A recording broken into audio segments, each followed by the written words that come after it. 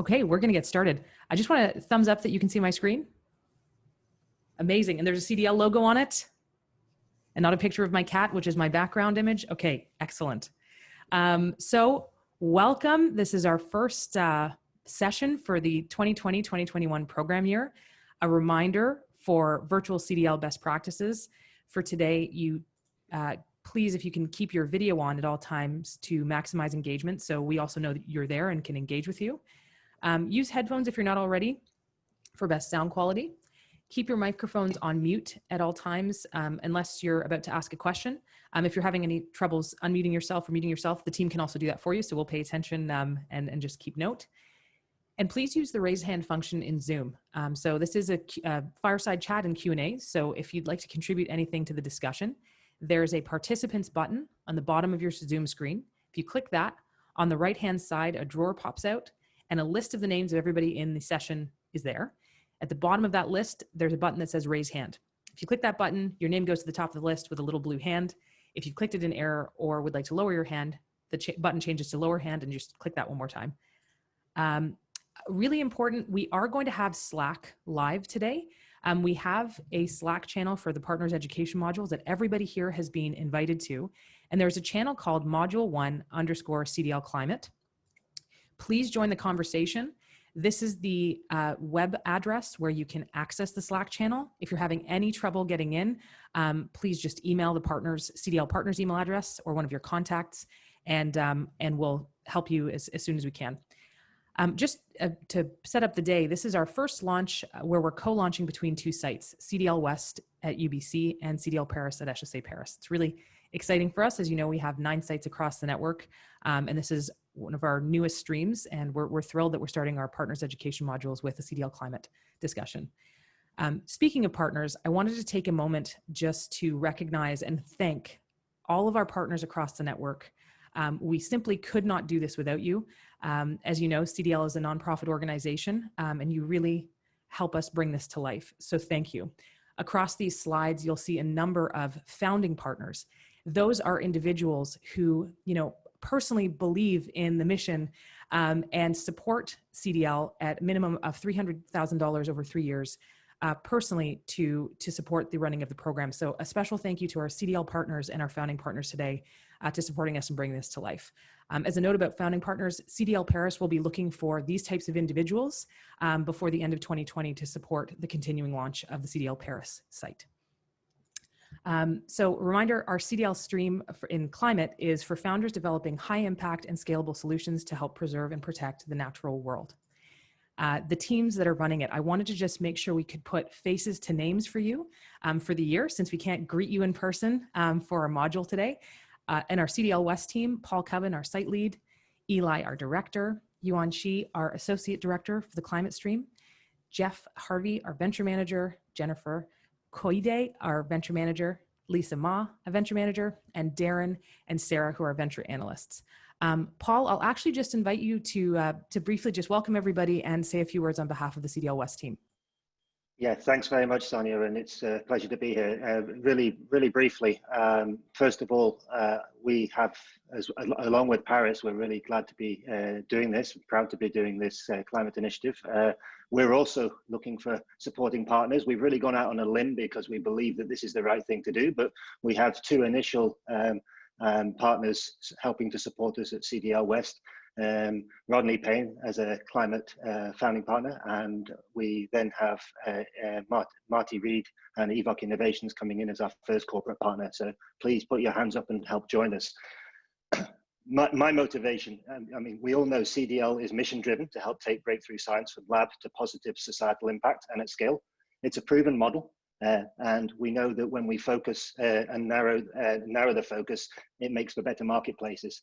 So my daughters told me over dinner some time ago, it would be unconscionable not to apply CDL's method and community to the challenges of climate change. That's why we're here. I'm glad to be part of it. Thank you. Excellent. Thank you, Paul. And our CDL Climate team at CDL Paris, Andrea Massini, who is the Associate Dean at HEC Paris for their MBA program. Our co-site lead, Andrea and Rachel Harris, who was formerly at our CDL Toronto site. Tom Asterborough, our academic lead and moderator at CDL Paris, Sebastian Becker, our moderator, Charlotte Martin, our launch manager and director at CDL Paris, and Clementine de Koopman, our venture manager. With that, actually, Ajay, I'll hand it over to you to start introductions. Wonderful. Thank you, Sonia. And was Andrea there able to welcome and say hello? I don't think he's logged on just yet. So I think at the end of introductions, I'll give you a ping if he's joined. All right. Super. So welcome, everybody. We're really thrilled to have you here and for Rebecca's session. We've been excited about this for the last 2 months. Hopefully, you've all received your copy. All the climate fellows received your copy of her book. And so you've got your questions ready in hand. Before we begin and welcome Rebecca, I'd just like to, we don't have time to introduce everyone because there's so many people that asked to join this session today, and we're thrilled that you're here. But we are going to ask all of the fellows and associates who have committed to the climate stream to introduce yourself. And so what I'll do is just ask you to say your name and one sentence about what you're working on. Just try and keep it very brief because there's quite a few. So just a quick sentence, and that way you'll each get to know a bit about each other, and Rebecca will get a chance to have a sense of who she's speaking to. So we'll begin with Murray McCaig, Jeff Booth, and Nancy Galini. Murray, please. Oh, pardon me, Jeff Booth, Nancy Galini, and Ron Dembo. Jeff. Great. I was former founder, Build Direct, working on a whole bunch of entrepreneur, chairman of a bunch of companies today, wrote a book called The Price of Tomorrow. Excellent. Nancy, Ron, and Marty Reed. Oh, hi, I'm Nancy Galini. I'm a professor emeritus in the Vancouver School of Economics at UBC, and I'm at CDL West working on problems in intellectual property and competition policy. Excellent. And Nancy, do you mind just a sentence on why you joined the climate group? Yeah, I'm really interested in social enterprises and how CDL can work in that space. And so generally, I'm interested in how social enterprises can reimagine capitalism, as Rebecca's going to talk about today. Excellent. Thanks, Nancy. Marty, Charlie, John Francis.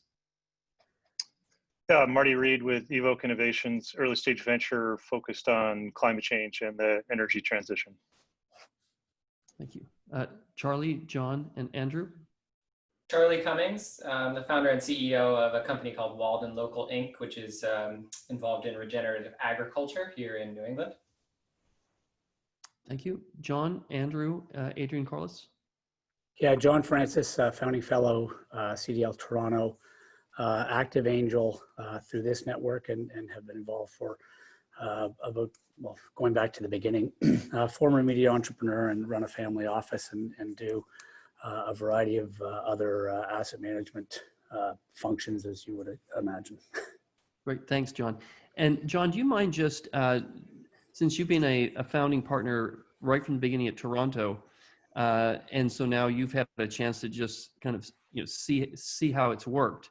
There's a number of people on the call from Paris and Vancouver who are considering becoming founding partners for the climate stream at those sites. If you can just comment on your experience as a founding partner, given that you've now seen several years of it in action.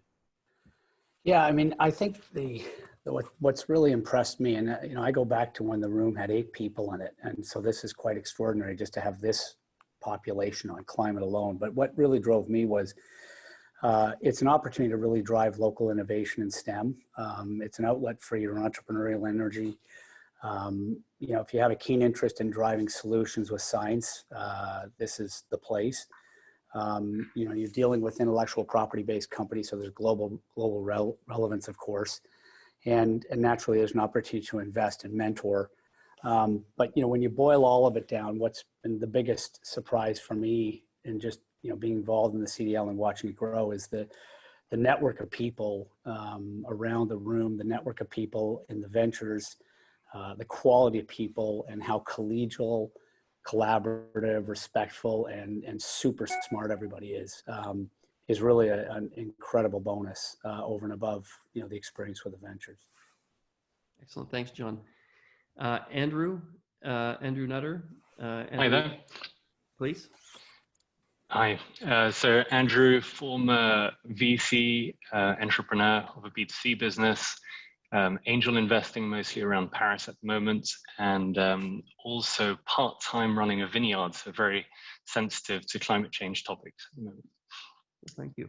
Andrew Hoffian, and then Adrian Corliss.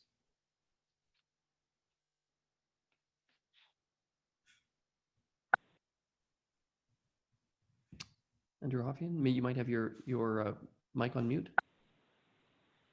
Oh, hi. Yeah, this is Andrew with Pangea Ventures. So we're a Vancouver-based sort of hard tech and impact-focused venture fund focused on, especially companies with material science and chemistry. So, been doing this for a long time, and 15 years ago, it took a really long time for a lot of these innovations to kind of get to market. Some of them are still getting there, but we've seen over the last few years that entrepreneurs are figuring out how to kind of accelerate that. So I think I can probably bring some of the lessons that to the group. Thanks very much. Arnaud Blandin, and then Adrian Cohen. Yeah, sure. Hi, I'm Arnaud. I'm based in the south of France, and I'm the founder of the Beyond Institute that try to build a holistic methodology and process to measure the social and environmental impacts of human ventures and provide solutions based on data and technology. Thank you. Adrian Cohen, and then Neil Wainwright. Hello, Adrian Cohen. I'm a co-founder and president of a company called Tractable. We're an artificial intelligence company that's present in 13 countries. And our mission is to use AI to help the world recover from accidents and disasters. So in many ways, we're dealing with the effect of climate change, where when insurance companies use our solution to assess the damage to assets after natural disasters in particular. So I'm really, really happy to be part of this group. Adrian, thank you very much. And you built a very significant business before this one. Could you share a couple of sentences about that and your decision to sell it to Alibaba? Yeah. So Tractable is the second business I'm building. Before that, I spent 4 years in Southeast Asia, where I was one of the co-founders of Lazada, which was in a very different space. It was in online retail. So at the time, we were basically the first company to bring, e-commerce to the region in a part of the world where, very often people don't even have an address, don't use credit cards, etc. So I can let you guys imagine what it means to do e-commerce in this kind of countries. It's been an amazing ride where we ended up being the #1 player in the region, and eventually Alibaba decided to expand outside of China, and we became the first and largest acquisition they made outside of China, and so now it's part of the Alibaba group. Excellent, thank you, Adrian. And it was a very significant size exit, and I think a lot of experience there that will be beneficial to the others in this group. So welcome. Neil Wainwright, Bob Ezrin, and Julian Venturini. Hi, everybody. My name is Neil Wainwright. I'm a founding partner of Toronto at CDL. I'm an 8-time serial entrepreneur. And I'm associated with CDL Toronto, Montreal, Oxford, obviously Paris, and probably in Atlanta as well this fall. Excellent. Thanks, Neil. And again, you were a founding partner, so made a significant financial gift to the program, not-for-profit program. You've seen it now for a few years after having done that. For the people that are considering it now, can you just share your experience, please? It's part of my giving back to society, and it's the most fun I have on a monthly basis with all the meetings. I echo everything that John Francis said, and especially the quality of the people you have around the table on the mentorship side. There's astronauts, there's former CFO of Google, there's an incredible group of people, very smart and all very collegial. It's a great experience and a great community. Thanks, Neil. Bob, Julian, and then John Lefebvre. Hello, it's Bob Ezrin. Can you see me? Yes, we can. Thanks. Okay, great. So aside from being a music and entertainment producer for 50 years, I'm also a background climate activist and agitator, disruptor by nature. I'm a guest lecturer in climate activism at Trent University and a member of the Canadian Journalism Foundation, and very interested in what you're doing on this side of the ledger. I think that we're in a stage now where we can't think in terms of sustainability any longer, nor can we think in terms of the old-fashioned growth that we've been pursuing so religiously up to now. Now we have to think about regeneration. And that's my interest in being part of this group. Thanks, Bob. And can you just share a sentence about one of your music projects that most people here might be familiar with? Well, I produced Pink Floyd's The Wall. I think people might be familiar with that. Yeah, I wanted everyone to have a sense of when he mentioned music, what he was talking about. Welcome, Bob. Nice to have you here. Thank you. Julian, John Lefebvre, and Jane Kearns. Yes, I'm Julian Venturini, so I'm the founder of Beyond Builders, which is part of the Beyond ecosystem.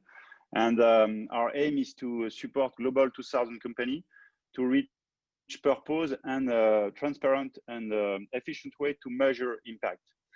And also part-time running a vineyard in Burgundy. So that's why also I'm pretty sensitive to climate change. Yes, and you won't be only the second vineyard operator here. There's a few more coming.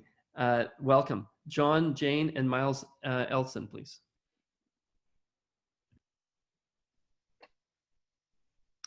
John Lefebvre, you might have your mic on mute.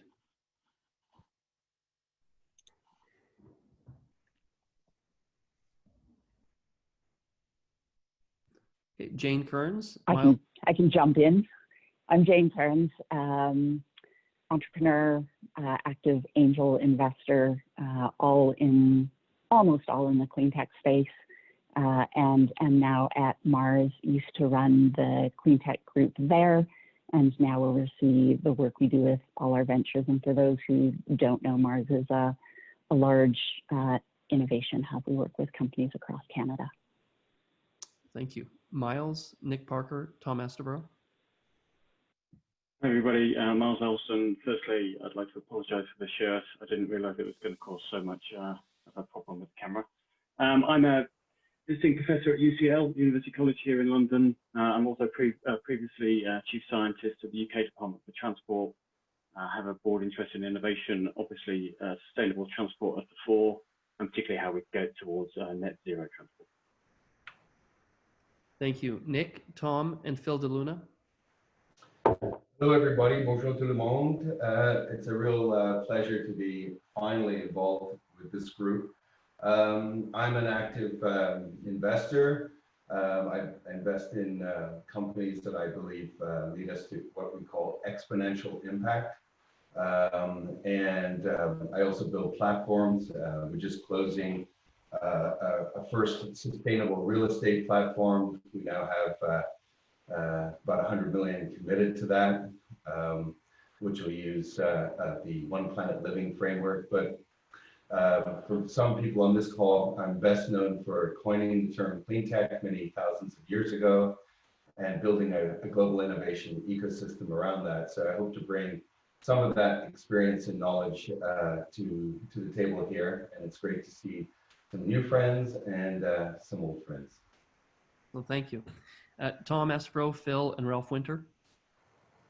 Hi there, Tom Astebro. Sorry, I don't have a picture. I'm on travel. Splitting my time between Paris and Malmö in Sweden. Previously, I was at University of Toronto and experience from Canada and the United States, and academic lead of CDL Paris. Thanks. Thanks, Tom. Phil, Ralph Winter, Remy. Hi everyone, my name is Phil DeLuna. I'm a program director at the National Research Council of Canada, which is the Government of Canada's chief research and technology organization. Prior to joining the NRC, I was a Carbon X Prize finalist, and I'm currently a Mission Innovation Champion for Canada as well. So hoping to bring a little bit of that clean tech innovation lens here. Thank you so much for having me. Thanks, Phil. Ralph Winter, Remy, and Peter Trzakian. Hi, I'm an economist at the SIDA School at UBC and intensely interested in climate change policy, as everybody should be. Thanks, Ralph. Remy, Peter, Renaud. Remy de Tonac, bonjour. I've been an entrepreneur and CEO of tech company for about 25 years in Europe, Asia, US, 2 IPOs, NASDAQ, Euronext. And for the last 5 years, I am turned venture capitalist in sustainability. The motto of my fund in London is sustainability through innovation. So this is really at the core of what we do, and we back a growth company, entrepreneur who wants to leave a better world to my grandkids. Thank you, merci, Remy. Let's go to Peter, Renaud, and Ray. Yes, hello. Peter Trzakian, analyst, investor, longtime investor, author in the energy space, written 3 books on energy transitions and hundreds of newspaper columns over the last 20 years. And sort of feel like a color commentator watching a very exciting script play out, though not without a lot of issues. So happy to participate. And Peter, there are a number of end of oil people on this call. You are not one of those. Just a couple of sentences from you, please, on your view on this. Yeah, well, I'm a pragmatist. I think that I've been around the energy business for over 35 years, and I've seen a lot come and go. I've studied the history, and as I said, I'm genuinely excited about the changes that I see. However, I also see a lot of challenges. I think the wind and solar revolution was the easy part of the transition. Now we're going to get a lot more difficult. And I think if we're going to make progress, we have to acknowledge the challenges that are ahead in terms of executing the balance of the transition. Thank you. Renaud, Ray, Steve Larter. Hi, my name is Renaud Visage. I'm the co-founder of Eventbrite. We're an event management platform, IPO'd a couple of years ago. I came back to Paris after a long time in the Valley a couple of years ago as well. Now still working at Eventbrite, but also working with VCs and angel investing. And I'm excited to join CDL Paris and help the next set of innovators in climate change to be successful as they can be. Welcome. Thank you, Renaud. Ray, Steve Lartner, Richard Titus. Yeah, hey, I'm Ray Muzica. I'm originally an ER doc, practiced medicine for about a decade and then transitioned to a tech company, which I ran and grew for about 20 years. And then we exited in 2007, and I retired from that business in 2012. And since then, I've been angel investing in social enterprise, trying to invest in companies with impact, and primarily health and med tech, but I do have an interest in climate as well, and education and other categories in social enterprise. So I've invested in about 60 companies across North America, and I'm in about, I think, 7 CDL streams, 6 CDL streams next year. I was in 7 last year. So I'm pretty passionate about the program. Ray, thank you. And you are also a founding partner for the first global founding partner supporting right across the network, all of the sites. That was a very generous gift. Do you mind just sharing your experience at CDL for the others who are considering joining as founding partners? Yeah. So CDL is the single most impactful entrepreneurial mentorship program that I've ever encountered as an entrepreneur and an investor. Some of my portfolio companies have participated in programs like Techstars and Y Combinator and 500 Startups, and then took part in CDL or vice versa. And they've each told me that while those other programs are very good, CDL is just better. How is it better? It starts really, as John and Neil said, around the power of the network. Volunteer mentors, we're all here volunteering time and expertise, and these are world leaders in business and science and technology commercialization. We're here first and foremost to help the next generation of entrepreneurs succeed in creating global impact. And as a bonus, many of the mentors are actually active investors, either angels or VCs or both. And more often than not, the entrepreneurs are also looking for capital. So it's a really positive combination. Another bonus is that every CDL stream is partnered with an exemplary business school and science university. So you get academics, world-class academic expertise, both to the business side and the science and technology validation and a mentorship side. And as a bonus to that, MBA student support to the CDL entrepreneur teams too. And the team at CDL, I got to call out, is world-class as well. They're exemplary, they're passionate, hardworking, smart, And in the 7 streams that I was in last year and over the last few years, they've never disappointed. They really make everything much, much easier for us as mentors. And this support helps to enable that growth. So why did I step up as a CDL Global founding partner? This program's, it's got crazy ambition, and it's to help, you know, these seed stage startups build something massive with global impact. It's incredibly inspiring. I'm really humbled. I'm honored by the opportunity to give back to it as a volunteer mentor and as a donor now to the CDL Global. And as a nonprofit, which charges no fees to participating teams, this sort of support from both individual and corporate donors is what keeps the program running. I get so much out of this program. Again, aligned very much with what John and Neil said. I'm continually learning and growing myself. I'm building fantastic new networks with other mentors, entrepreneurs, academics, and scientists now across the entire world because the program's virtual. And having first access as a mentor to high quality, well-vetted investment opportunities at plenty. You know, 200 teams apply, 20 or 25 get in each stream. It's crazy good. So it was an easy decision for my wife and I to step forward as to donate as CDL partners, and I hope all of you will consider doing the same. And one final point, perhaps the most important point for me, is impact investor focused on, you know, threshold impact, focused on social enterprise and impact. Seeing new streams like climate startup makes me even more excited and engaged about CDL in the future. And, you know, to Rebecca's book, which I've read, and I love it, Reimagining Capitalism in a World on Fire has never been more relevant or vital. So we need more of this kind of program. Thanks very much, Ray. Those are really nice comments. Thank you for that. Steve, Titus, I'm Steve Larter. I'm a geoscience professor at the University of Calgary, involved in a variety of startups, including one that's looking at large-scale marine CO2 capture and storage. I'm chief scientist at CDL Rockies and CDL Climate. I don't own a vineyard, but I do drink a lot of wine. Excellent, thank you. Stephen Bryant. Pardon me, Titus, and then Stephen Bryant.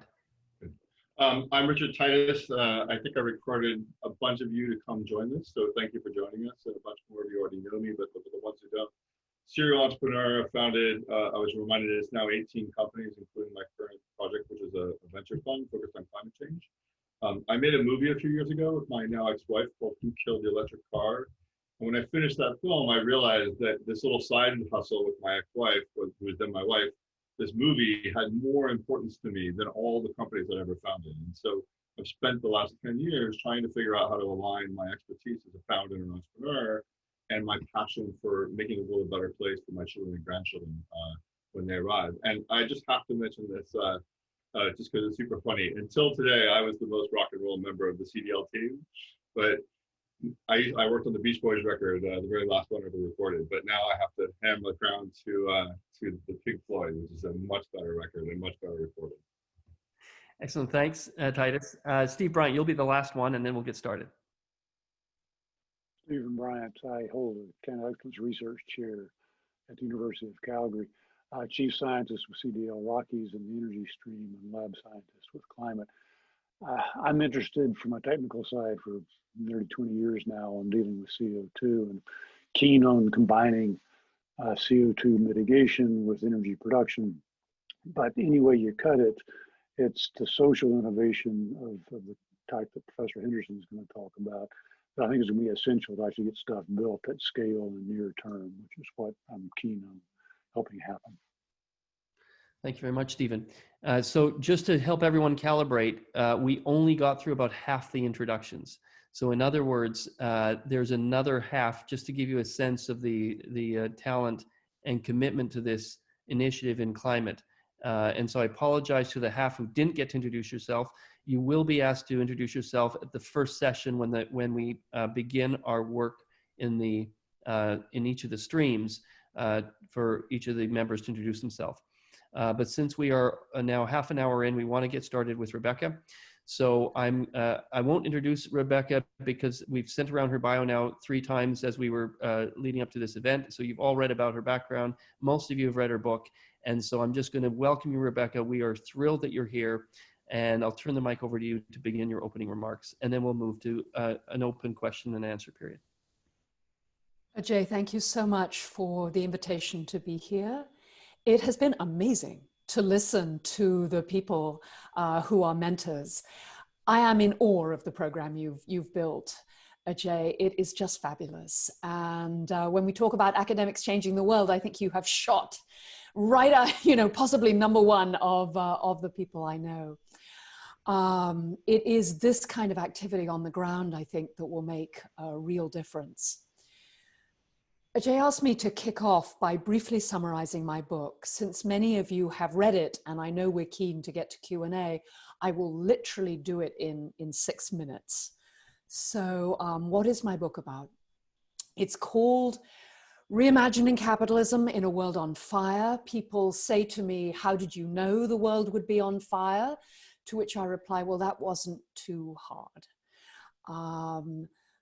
I wrote the book because I got interested in the problem of climate change about 15 years ago. And together with a bunch of economist friends, wrote a book called Accelerating Innovation in Energy, Lessons from Other Sectors. And we looked at what had really driven rapid innovation across a wide range of other sectors, from agriculture and chemicals to biotech and computers, software, and I'm forgetting the last one. But it was all an effort to say, okay, if we're really going to accelerate innovation in energy, how do we do that?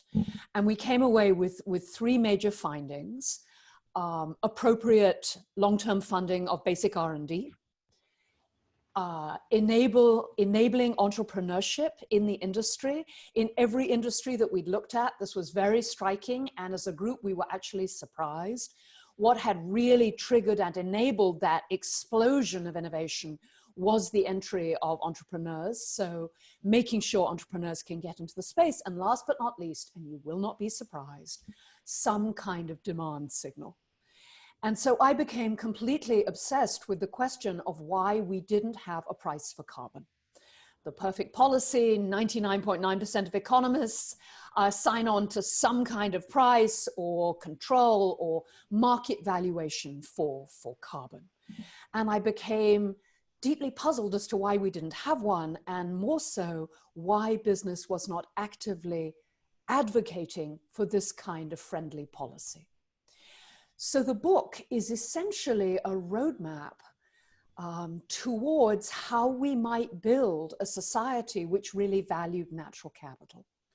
And again, the book is not written this way for many reasons, but those of you who have read it, I'm sure will see what I was getting at. I suggest that there are 5 easy steps to bringing us back into balance, that capitalism is broken because we are not pricing important externalities like climate change, and because we're not enabling genuine equality of opportunities. So I talk a lot about inequality, but I won't focus on that here. So if we're going to reimagine capitalism, we need to get the prices right so that it can work its magic. That means really thinking about externalities in a real way. How do we do that? 5 steps. First, we need to understand that as business people, we have a responsibility to the health of the institutions in which we're embedded. That yes, we need to make money. I'm on the boards of 2 major companies. I have 25 years cumulative board experience in the 500. I understand that one needs to make money. But what is business fundamentally about? It's about prosperity and freedom. And so there's nothing incoherent between having a purpose beyond profit and returning strong returns. I talk a bunch about shared value. I suspect almost everyone on this call could give that talk about why there is money to be made in exploiting these kinds of discontinuous change, and we can talk more about that. But at HBS, we have more than 300 cases now on billion-dollar business models of firms addressing social and environmental problems at scale and doing very well. The rest of the book is devoted to the public goods problem, which is, yes, individual firms can come up with amazing technologies that can really change the world, but until and unless we have a demand for them, they're going to have trouble taking off. And so how do we think about solving the collective action problem that is climate change? One plausible step is for firms to join together within an industry.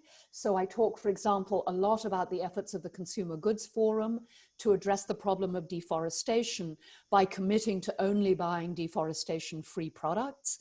I suggest that that kind of voluntary self-regulation can move an industry forward in important ways, creating new metrics, developing new measurement technologies, understanding the nature of the problem. But these kinds of voluntary self-regulatory efforts are often unstable. You have bottom feeders, I'll be frank, often from India and China, entering these industries, and they're not that interested in the long term. So these self-regulatory organizations are a step in the right direction, but not the solution. We need someone who can enforce everyone in the industry playing by the rules to make sure that bottom feeders can't survive. Who are the available enforcers? There are two candidates. The first is the capital markets. So we can talk, of course, about the role that the capital markets can play in driving shared value, in pushing resources towards firms that are addressing these problems. But for me, one of the most interesting possibilities is the degree to which the capital markets could solve the collective action problem. Climate change is a massive risk to the long-term health of the world's financial systems and the value of the large portfolios. It is also an enormous opportunity. Financial wealth is sufficiently concentrated that I think one could imagine the large asset owners deciding to really address climate change. And I had the pleasure of doing a small piece of work with the chief investment officer at the Japanese government pension fund, that is the GPIF. He is the largest pension fund in the world. That's 1.7 trillion of assets under management. He came to believe that it was in his fiduciary duty to attempt to solve the problem of climate change. And he is part of several broader efforts, I'm sure many of you know well, including things like Climate Action 100, 450 investors, 40 trillion in investment. We must solve climate change. Last but not least, I talk about bringing government up to scratch. We've seen years of the systematic degradation of government capacity for all kinds of reasons that we can talk about, but we need a transparent, democratically accountable, capable government to set the rules that will enable us to finish climate, to manage the transition to climate change. And I would absolutely double down on the idea that wind and solar were just the beginning, that transforming transportation and agriculture and infrastructure is going to be some serious heavy lifting, and that without government as an active partner, we won't get there. And I talk about how business could play an important role in making that happen. And I'm not saying this is a done deal, it's quixotic, but I do genuinely believe that business could help save the world. Excellent, thank you, Rebecca. And on this call are a lot of entrepreneurs, investors, and scientist inventors who I think have all taken up some form of the charge. So I will invite you now to ask questions. You can do that in one of two ways. Either at the bottom of your Zoom screen, there's the participants button. You can click the participants button, and when that little window opens up, at the bottom of that is a button that says raise hand. So Tony's raised his hand. We'll go to him first for the question, but anyone else who'd like to raise a question, ask a question, you can raise your hand there. And then the other is if you prefer to use the Slack channel in the hashtag module 1 CDL Climate channel, you can note your question there. So either place is fine to ask your question. And so, Tony, I don't know if you had your hand up purposely. If you did, then go ahead. And then Mehdi has also asked a question, and he will go second. Sure, happy to ask the question. Thanks, Ajay. So I read the book, and I was really engaged and enthused by it, trying to do every little bit that I can. I've been an investor for many, many years, and we're now starting to see business models that work that didn't work 5 to 10 years ago. I'm just wondering, you know, I've been plugging away for 20 years investing in climate friendly type of opportunities. What's the one thing you think we can do to accelerate the speed at which we can deal with the fires that are in California and the melting ice caps that are in our north? Vote Democratic in November and make sure that everybody else Other votes. than that, I'm 100% in agreement. I'm sorry, but you asked me for the one thing. I mean, really, if I can't vote in the U.S. election.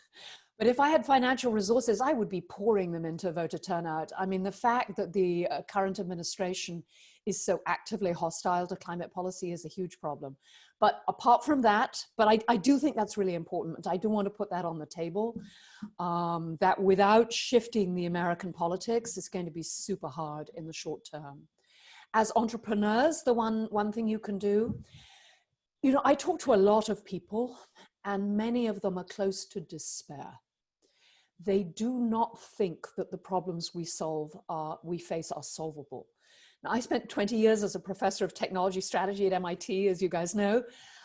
So I always say, we have the technology and the resources to fix these problems because it is true.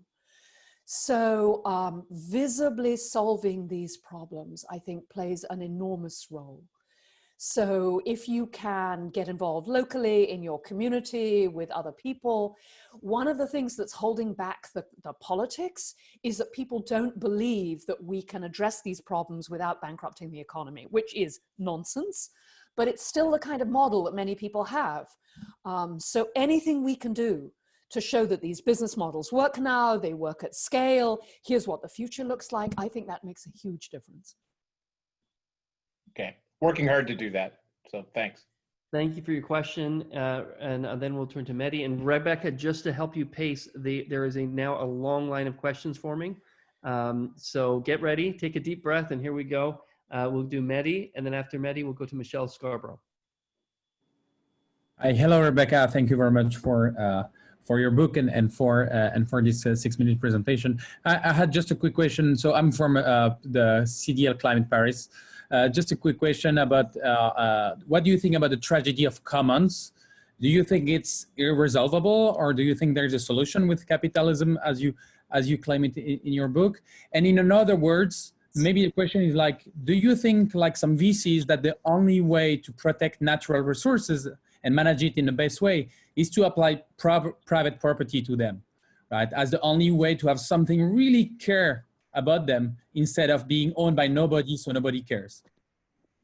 I am very much in favor of private property solutions when they can be implemented.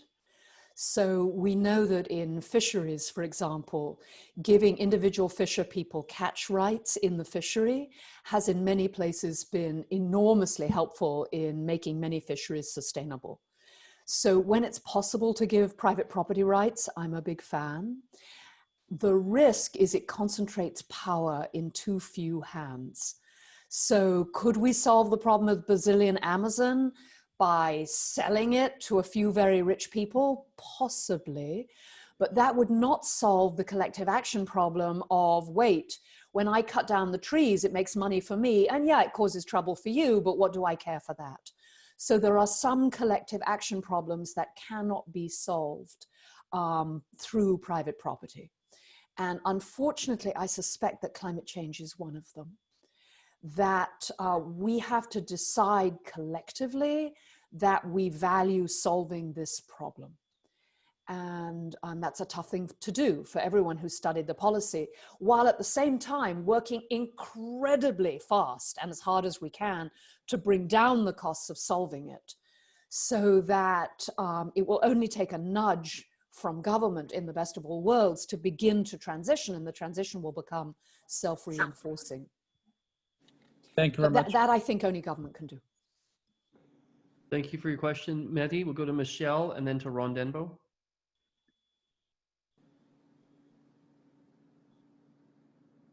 Michelle, you might be on mute.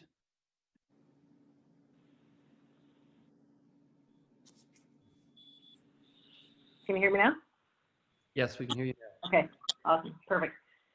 So, love the read. Your book is fantastic. I have a question though with respect to the government. So, you know, we think about what we've come through in the last 6-9 months with respect to COVID and the massive amounts of debt that we have with respect to each government globally.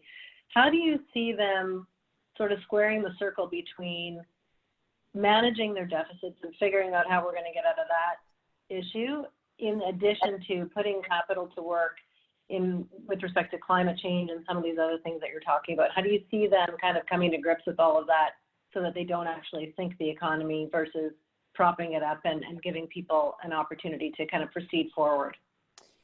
So in principle, I'm quite optimistic on this front.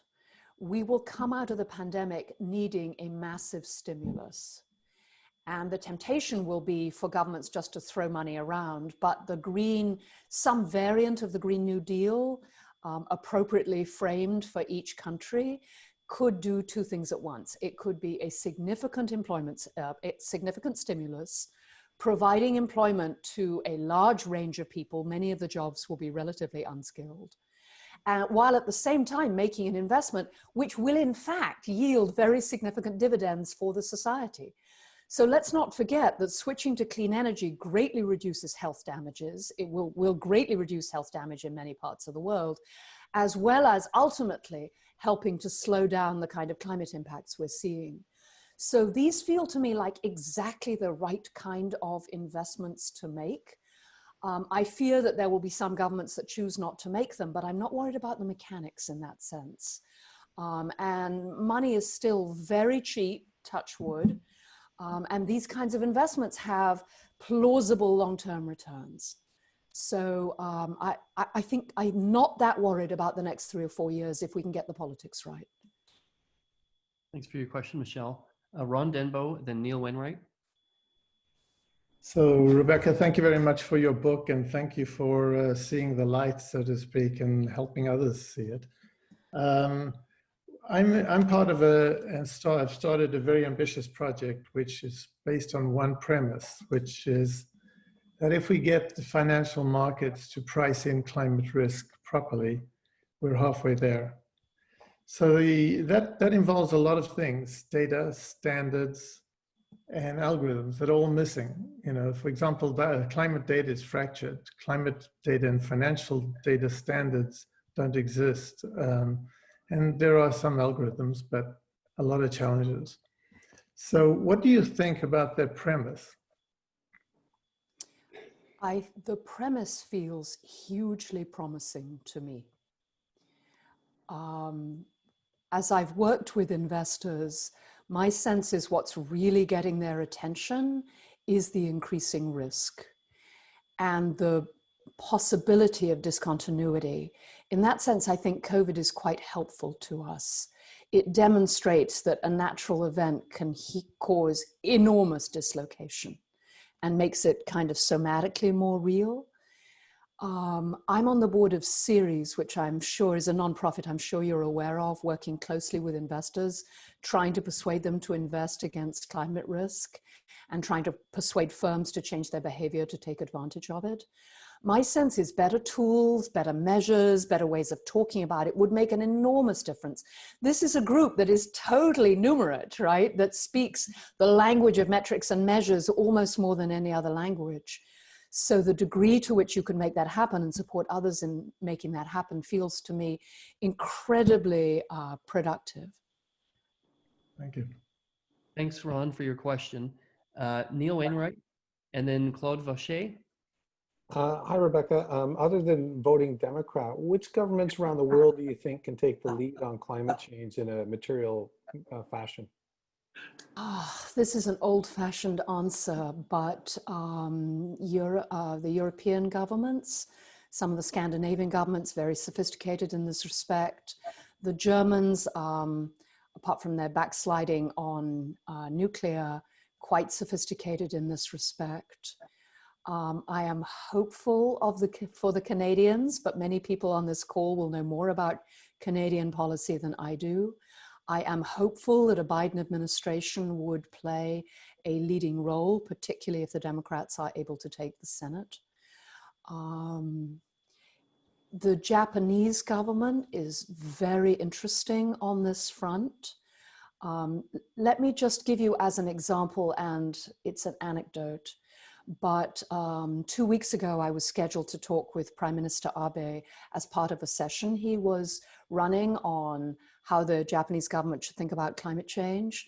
And that was canceled because, of course, he resigned. I heard from his office the following day rescheduling the meeting for the next Prime Minister of Japan. We don't know who he is yet, but. So to me, that's an indicator of commitment. Now, of course, all these governments have issues of their own, but I think all of them make plausible room on climate policy. Thank you. Thanks, Neil, for the question. Claude, followed by Arnaud. Hi, Rebecca. Thank you very much. This is very enlightening. I am a venture capitalist. I'm managing partner at CycleCap. We invest in clean tech and companies that are technology driven to reduce greenhouse gas emission. We're a strong believer that being capitalist investor, that the price of things has a huge impact on decision making. And for that reason, we think that the carbon pricing has a positive impact on the adoption of clean technology, and that consumer and companies are driven mostly by returns. So what is your point of view, and what do we need to do to get carbon pricing integrated in the world economy? And do we need a new world order to get all countries adopting carbon pricing to get to where we need to be greenhouse reduction? Yes. I was invited recently to contribute a TED talk to a full day event that TED is running on climate change. 8 minutes. What did I talk about? I talked about carbon pricing. The fact that you can buy $10 worth of coal-fired electricity and you think it costs $10, but it imposes at least $8 worth of harm to human health and at least another $8 worth of climate damage. And my friends in the School of Public Health and in the economics department tell me those are probably very bottom line conservative elements. So this $10 worth of coal-fired electricity, its real cost is $26. And what do we know about how to change not only consumer behavior, but firm behavior and investment behavior is change the prices, right? If fossil fuel had to compete at real price, we would be managing this transition so much faster. Now, how do we do it politically? You wouldn't have asked the question if you didn't know how tough this has proved. We have, as you know, carbon pricing regimes in a range of locations, all of which seem to be working relatively well and none of which appear to have crimped economic growth. So we have a proof of concept. I myself am a huge fan of tax and dividend. So we impose the tax and then we send the checks right back to everyone we can, and we send them back on a per capita basis so that people at the bottom of the income distribution in fact receive a larger check than the amount they're paying more in energy taxes. I think that would lock in political support for the program, as well as providing the market signal that we need. I'm a capitalist. What we need is massive waves of innovation, and a price is by far the best way to trigger that. I think, Claude, that I wrote the entire book really to try and persuade business leaders to insist we have a price for carbon. Really, that's why I wrote it. That yes, there's shared value. Yes, there's self-regulation, but we need a price for carbon, and we insist.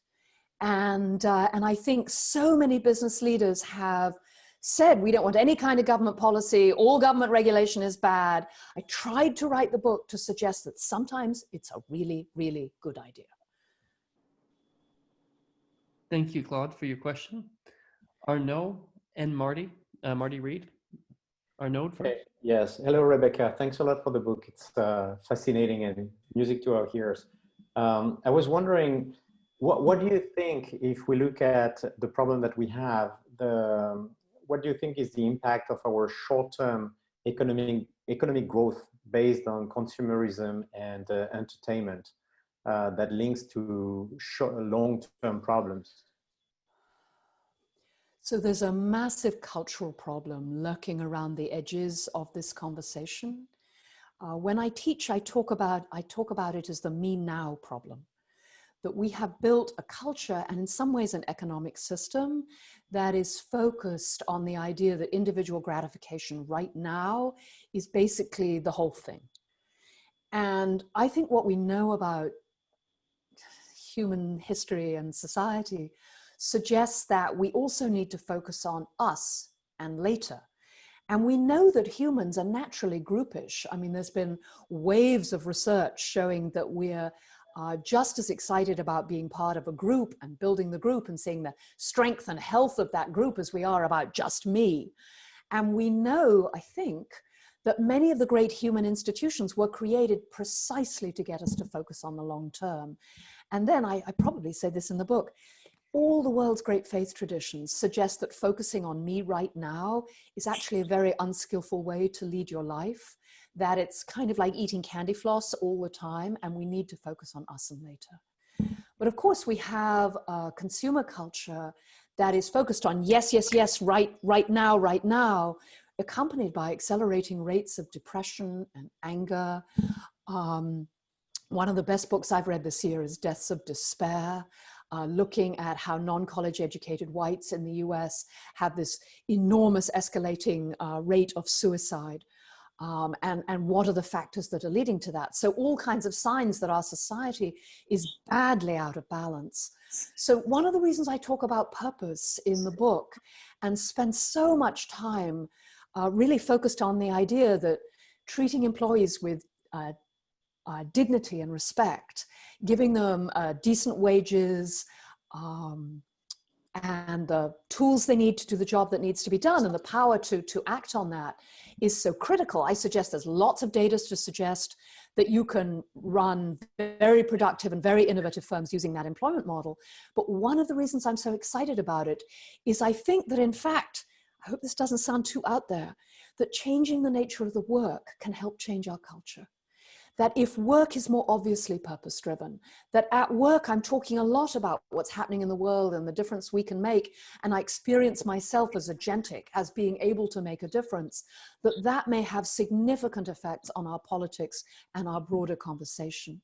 So that's a hugely optimistic take, but as we think about the cultural change that must happen if we're to focus on the longer term and the larger problems, I'm very hopeful that the kind of business model that I suspect nearly everyone on this call takes for granted, because you run high-tech, science-driven, exciting startups, so you wouldn't run a firm any other way than treat people with dignity and respect and pay them decently and give them the tools they need. To you, it probably sounds like, well, duh. But I promise most firms are not run that way. And they could be, and that would make an enormous difference. So I'm sorry, I know that was a long and rambling answer to your question, but I definitely think we need cultural change.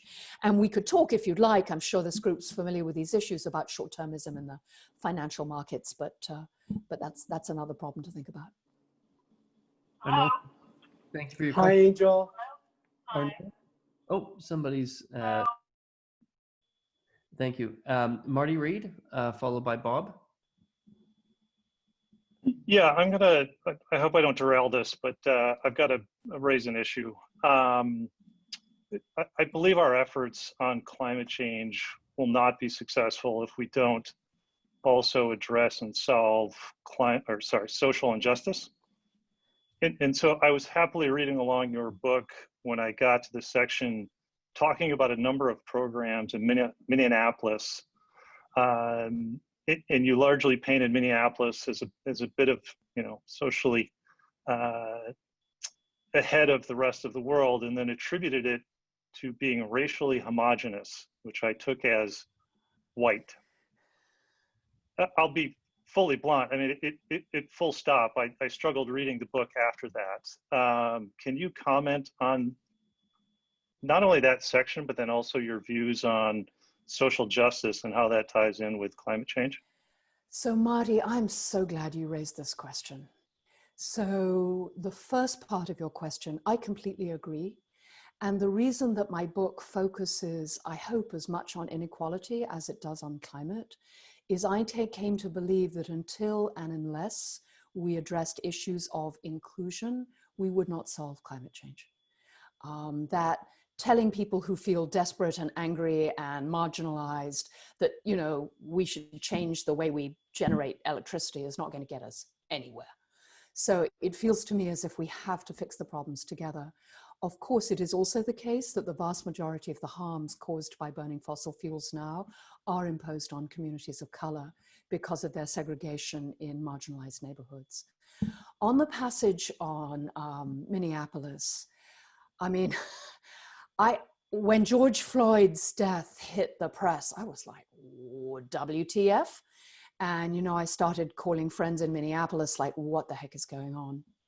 So, a couple of issues. One, it is, alas, the case that racially homogeneous communities often have an easier time addressing public goods problems.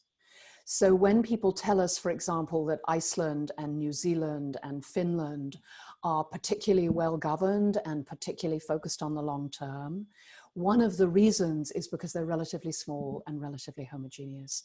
It appears to be an unfortunate fact of many human societies, not all, that racial heterogeneity can cause enormous sort of you're out and I'm in. The dark side of the groupishness of humans is that it's often defined with respect to an out group. So when you have significant racial conflict, sometimes it is very difficult to address public goods problems.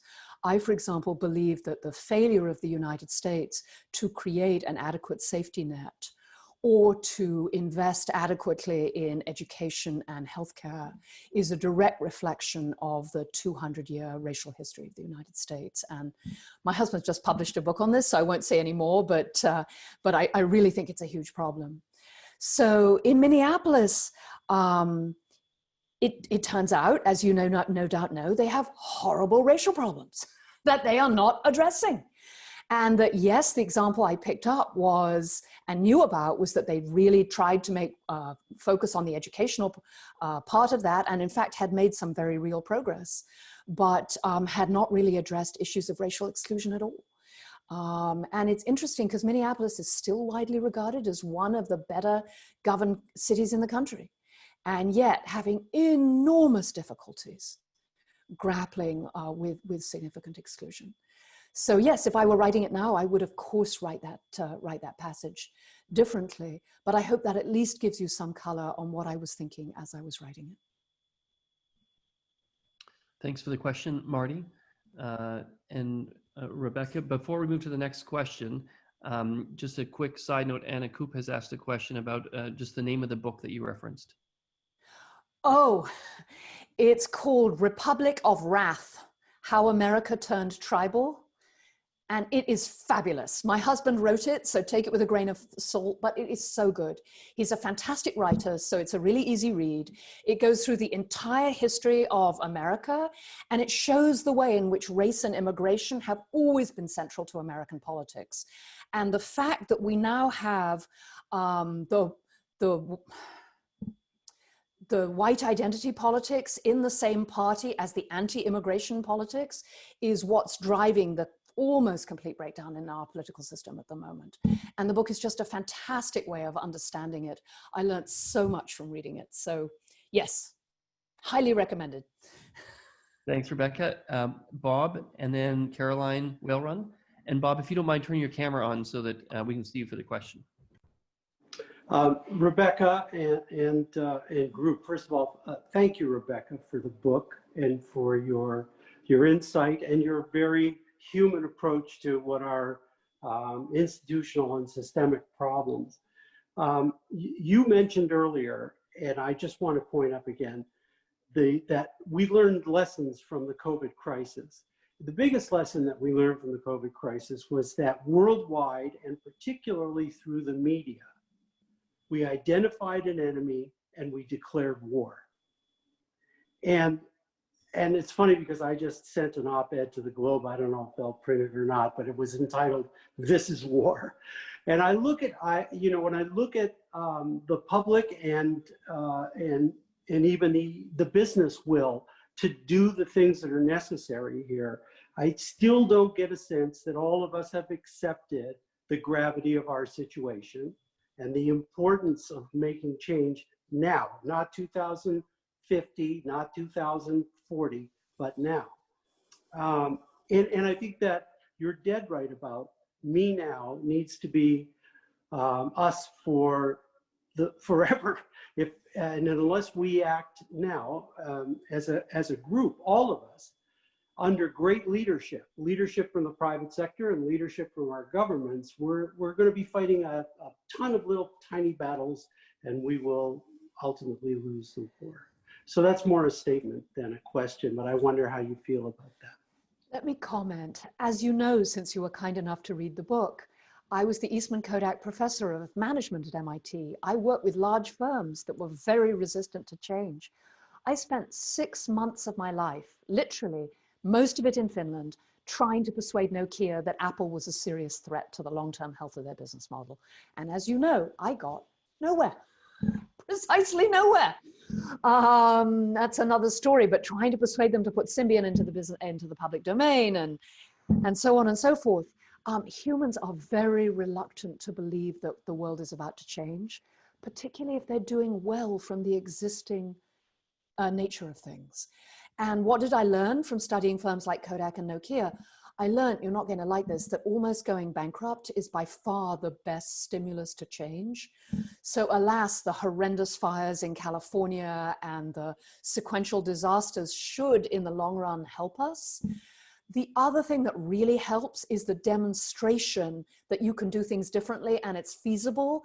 That's why I said earlier to one of your colleagues, I think it was Ron, but forgive me if I got the name wrong, you know, what you are doing is incredibly important, because showing that, no, we can change out agriculture or transportation or power and the whole thing won't come crumbling down, helps people let go of fear. And there's so much fear. And I think a lot of people are in despair. I think there's a lot of death anxiety.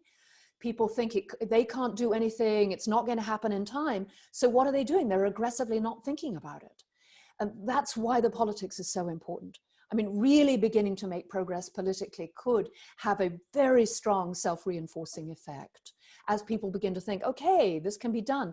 There's another great book by one of my friends, Chris Goodall, called What We Need to Do Now, which is just a simple book on here's how we could decarbonize. Like, and here's what it would look like, and here's what the technologies would be, and look, it can be done. It's a little expensive right now, but we could definitely do it. And over 30 years, of course we could do it. But yes, big issue. We're not moving nearly fast enough. Well, you know, during the Second World War, we were aligned against an enemy that wasn't on our own border. I'm a dual citizen, so I'm speaking as a Canadian now. And but we were convinced that this was a threat internationally. We were mobilized, we were activated, business fell in line. Everybody knew that this was an enemy we had to fight. And so that for me is what I learned from watching our response to COVID. The media drove the fear. The government had to respond instantly, and so they fell into lockstep. And here on this particular question, if you're lucky, you'll find a climate article on page 14 of your favorite newspaper, and the government has it as number 8 on a list of 10 imperatives, you know. So I just think that we have to get public attention, and the way to do it is to sensationalize it, I hate to say. So I know, and I'm sure there are people in the media industry on this call who also know this, there are many people in the media trying to make movies and television and documentaries and bring attention. I saw this morning that I believe it was the governor of Oregon took President Trump to visit the bodies of some of the people killed in the fire, to your point about it being war. And so perhaps this kind of imagery will help. But there's always more we can do, but there is a lot being done on this front. Millions and millions of dollars being pumped into climate communication, but it's invisible. That's the problem. It's largely invisible. Thanks, Bob, for your question. Next is Caroline, and then Stephen Bryant. Thanks, and I agree completely on pricing in externalities. First carbon and hopefully many more externalities after that. But until we have carbon pricing, today there's like a patchwork of taxes and stimulus and fines and such.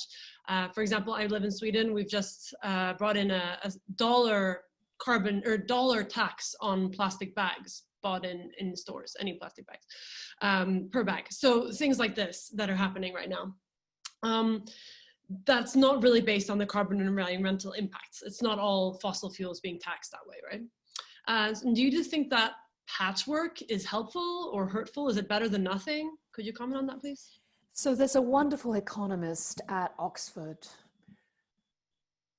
Oh, I can see his face and I'm blanking on his name, but he is one of the world's expert on global carbon policy. And I was at Oxford for a bit and we had this conversation. And he said, Rebecca, it has to be global carbon policy. We have to have a global price. And of course, many fine economists have spent a lot of time thinking about what that might look like in practice and how you'd manage it at borders and so on. And then he looked at me and said, but we are desperate. And if we have to do it city by city and state, and nation, that is better than nothing. And I think he's right.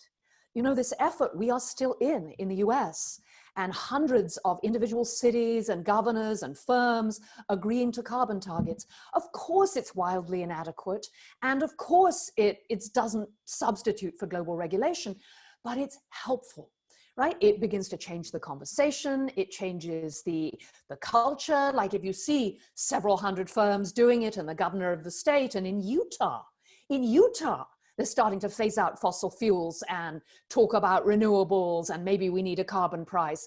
And I think, you know, the image I use in my book, and it really still resonates for me, is we need a massive cultural and political avalanche. But avalanches are started by pebbles. And, you know, all of us is insignificant in the great scheme of things. You know, those of you who've read my book will know my first husband was an astrophysicist. I really know we're just dust in the wind, stardust in the wind. But nobody knows which pebble will start. And so I don't want to let the excellent be the enemy of the good. Incremental innovation, we might be able to kind of bricolage our way to a solution if we do it at a local level. Thank you, Carolyn, for your question. We go to Stephen Bryant and then Phil DeLuna. Well, Rebecca, sort of in the spirit of we can actually get out of this and get through this. I've heard it argued, and I'm aligned with this argument. It's not as hard as it may seem politically. We just need three entities to take action. So when you were discussing countries a while ago in response to Neil's question, you mentioned two of them, the US and the EU. You didn't talk about China. What's your take on China moving in this direction? Oh, Stephen, I was hoping to avoid this question. I am not a China specialist, so I will give you a quick answer, but I'm really not a China specialist. China is super interesting. They have the long-term view. They know that climate change is real. They know it's a mortal threat to the long-term health of their economy. At the same time, they have to keep their population happy and economic growth on track. So as I'm sure you know, they continue to build coal-fired power plants at a rapid rate, but they are also the world's leading investor in solar and becoming, I understand, rapidly so in nuclear. So China is positioning itself to be at the lead of many of these renewable technologies. And I think this is why I think the US is so important. If China were to step up together with the US and the EU, and I would add a fourth to this, India is an incredibly important player. I use John Sterman's at MIT. John Sterman at MIT is a wonderful climate simulation. He's used with many groups of executives and also with the climate negotiators in the COP negotiations. When I use it with my students, India becomes central immediately because they're growing so fast, and the easy way to do it is just to put up fossil fuels. And so I'm hopeful, and those are the four key players. But my goodness, we need all of them, I think, to be aligned. Thank you, Stephen, for your question. We'll go to Phil and then to Hadi for the comment you posted in Slack. Phil, please. Rebecca, thank you so much for speaking so passionately on this subject. It's just been tremendous to hear you speak and hear insights. My question is, given that younger generations will disproportionately feel the effects of climate change, especially as time goes on, what can, being a millennial myself, younger generations do today to help impact and move the needle? You know the first thing I'm going to say. Get out on the streets and scream. Really, really, really, really. I mean, so many of the companies I talk to, then, oh yeah, we really understand we need to be purpose-driven. Our employees insist, you know, it's so important. I think one of the mentors said the reason he became a mentor was because his daughter, if the climate stream, was because his daughter said, Daddy, why, I don't know that she said daddy, Father, why aren't you doing this? I mean, this is outrageous. So many CEOs I know have moved because their kids have insisted. And so many of the asset owners I know, the big family foundations, are moving because the new generation is absolutely insisting we pay attention to these issues.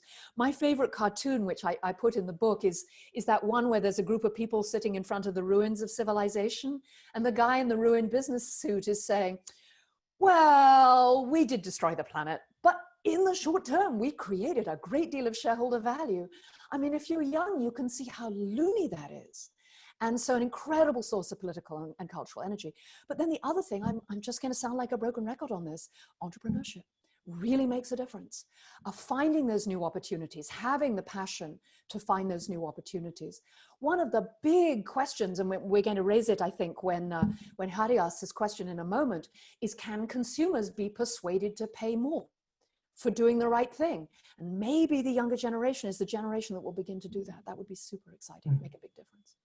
If I may just make one small comment on this, I completely agree getting on the streets, being vocal is key, but I'm finding, especially with younger generations, there's a risk that older generations sees all the anger, the frustration, the getting out on the streets, and they discount that. So my question is, are there ways that younger generations can engage older generations in a more productive way so that our voices are heard and change is done and on a way that is non-confrontational, but rather productive?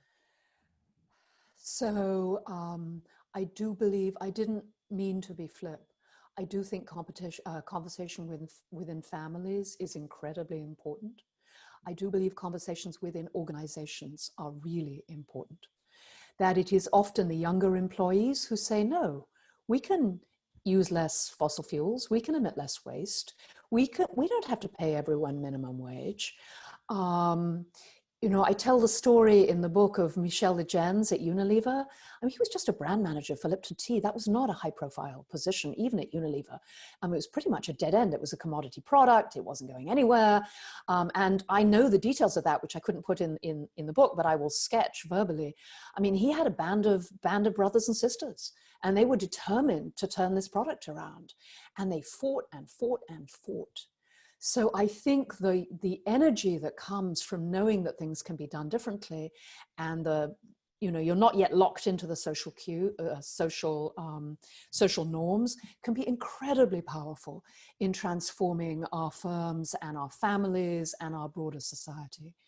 One of the interesting things about climate is most people don't want to talk about it. It's one of the subjects people avoid. And finding ways to have conversations about it that, as you say, aren't instantly partisan. Talking about risk, talking about jobs, talking about a green transition that works for everyone, in principle, is really a good way to make change. We have to have this conversation across the whole society. Great question. Thank you. Thank you, Phil, for your question. Hadi, you had a critique of Professor Henderson's remarks with regards to carbon pricing. If you could share your comment, and then she can have a chance to reply. Of course. First of all, thank you very much for inviting me. So I've been at this game since 1980, and climate in particular since 1986. And part of starting in 1980 is that you try to learn lessons from what happened during the oil crises. Prices do not behave in the way that Professor Henderson suggests. And you can easily see that by reviewing policies that have used carbon pricing to try and achieve their objectives. My notes are available to everyone to read on the Slack, but let me just give you one example. In BC, we had a climate policy implemented in 2007. We had a carbon price that started at $10 a ton. At the same time, we regulated that no more electricity should be generated using fossil fuels. The shadow price of not producing electricity using fossil fuels was $200 a ton. There was no political objection to not produce electricity using fossil resources. There was a great deal of objection to having a carbon price. And having a carbon price and having consumers respond to a carbon price requires them to be numerate and for innovation, et cetera, to work in that direction within the window that the carbon price generates. Setting a social cost of carbon is not the way to solve this problem. Setting it as a regulation that is informed by the social cost of carbon and creates the entrepreneurial space that Dr. Henderson initially hinted at is the way to do this, rather than to rely on prices to shape the market that we need. That's all I wanted to say. So Hadi, you're raising, as you know, an enormous and sophisticated conversation that has at least two elements. One is, do markets actually respond to prices, and how large do the prices need to be for people to respond? And the other is, what is socially and politically feasible? We have many examples. The French experience with trying to impose even a small gasoline tax, leading to a massive reaction, would be another example. I would suggest that at bottom, we completely agree that changing the social constraints to shift the economy away from carbon is where we're trying to go. And it is indeed the case that when you look at the US in particular, that things like Energy Star regulations have been very successful. It is also the case that some regulation that has attempted to avoid direct pricing, and here I'm thinking of much of the regulation in the automobile industry, has been very expensive per ton of carbon saved. And I continue to believe that appropriately implemented and framed, a significantly large carbon tax, one that would have to gradually increase over time so that the economy understood it was going to go up, would change corporate behavior very significantly. I'm not worried about consumers being literate. If we had the political ability to implement it, the prices themselves would gradually flow through the economy in a way that started the transformation. Let me give you a counterexample, which is not carbon related, but the reason that the dairy industry in Vermont has fundamentally shut down is because it became impossible to charge, as it were, a premium for family farms and organic farms. And the dairy business shifted to low price, low price, low price, and to some very destructive farming practices. When the prices are closer to like the real cost of sustainable agriculture, you see a shift in that direction. So I continue to believe, and again, this is a huge and highly technical debate that I would love to pick up with you offline if you would like, that in many situations, having a carbon price would make a big difference. But the big picture here is we need to stop burning fossil fuels. And to do that, we need appropriately designed regulation that is socially and politically feasible. Thank you, Hadi, for your question. Remy and Ambrose and Rebecca, just as a time check, we have 6 minutes left and there are 4 hands up. So I'll let you manage that as you please. Remy? I need 10 minutes. That's a problem. No, so first comment, I had Nokia on my board from 2006 to 2012, from the day they were the superpower to the day they died. So we would have more stories to share, Rebecca. The question is that, in fact, when I was reading about reimagining capitalism, I was expecting something I didn't find. I must say, I have not yet finished yet the book. I will, but I'm afraid it is not, and I'd like to have your view. Not only should we price the externalities of carbon, tax carbon, price carbon, but when we talk about capitalism, the business model itself from the beginning has not been set up in the right way. There are only workforce and capital machine that are the input. And we have been considering natural resources as free and infinite. And we know today how stupid that was. So all this economic concept of provisioning for risk, depreciation of stock, natural resources, amortization should be applied. And in my view, this is where there should be a strong lobby of lots of economists who should explain, well, if you want to manage the world in a sustainable way, we have to change the rule of the economic model in which we have been working since Adam Smith and Jean-Baptiste Say, and etc. And you mentioned, by the way, a good example. Those guys, I believe in Canada, in fisheries, realized that they were not managing the stock of fishes in a sustainable way. So they decided to allocate provision to be able to manage that in a sustainable way and to protect some species. And this is how they have changed, in fact, the economic business model to make it sustainable. So we have real example of how it could work. So that was my first common question. The second one, sorry, I'll try to be quick. I'm very positive because I cannot think of any sustainability issue that technology cannot solve, and you can challenge me here. So that's very positive. I'm very pessimistic because I'm unfortunately convinced that we have to wait until there is Katrina at the power 3 that kills 500,000 or 1 million people, not in Bangladesh, not in Pakistan, but in Miami or in London or in one of these developed world countries. And then we'll be able to act on that because innovation is indeed bringing all the solution at a certain cost to all the challenges that we are facing. That was a very long question, in fact.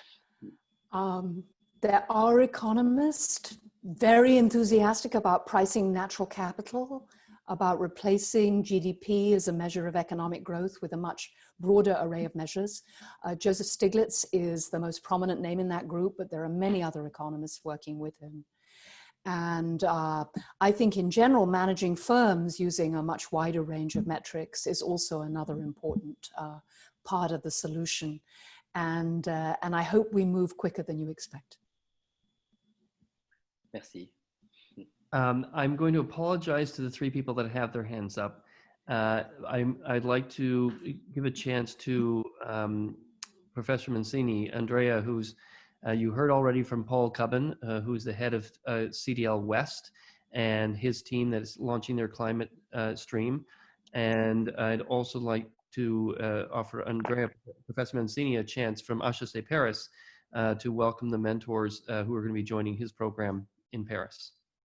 Thank you, Ajay. Hello, everybody. I mean, I'm really delighted. I'm really excited to be given the opportunity to lead this initiative.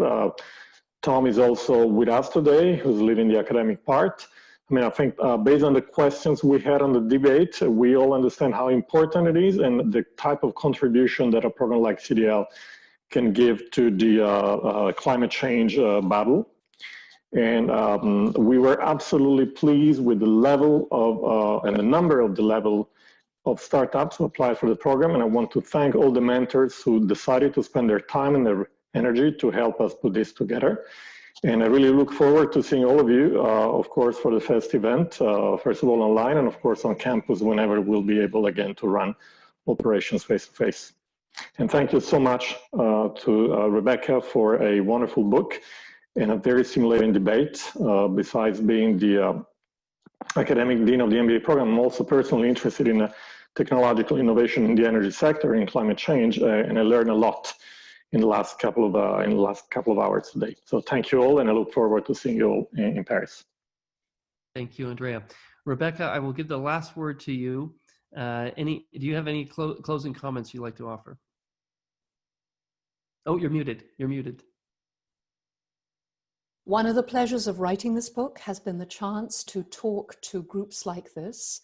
I cannot tell you how hopeful and optimistic they make me. I am sure that the climate stream will be an enormous success, and I look forward to hearing about all the amazing companies that you help spawn. Thank you very much for inviting me. Thank you. And Rebecca will be more than just waiting to hear. She's also going to be joining some of you in the climate stream. Oh, that's right. Yes. As a participant. You can't forget about that, Rebecca. You're going to be there. I'm going to be there. Let me reframe my whole remarks. I'm really looking forward to it. Excellent. And then maybe we'll have a chance for you and Hadi to have an arm wrestle over pricing carbon, and hear more the debate on that, because obviously, certainly from the people like Tom Masterbro, myself, and the economists in the group, that seems to be at the very top of the pyramid. changes everything. When we price carbon, we can create an economic incentive which drives all the entrepreneurial activity of the people on this call. So we'll see where all that lands. Thank you, Rebecca. You are the first speaker for the entire climate initiative here at CDL. So this was a real pleasure for us to have you. And thank you to everyone who is going to be participating throughout the year for all the work that you're going to do. We appreciate that very much. Goodbye, everybody.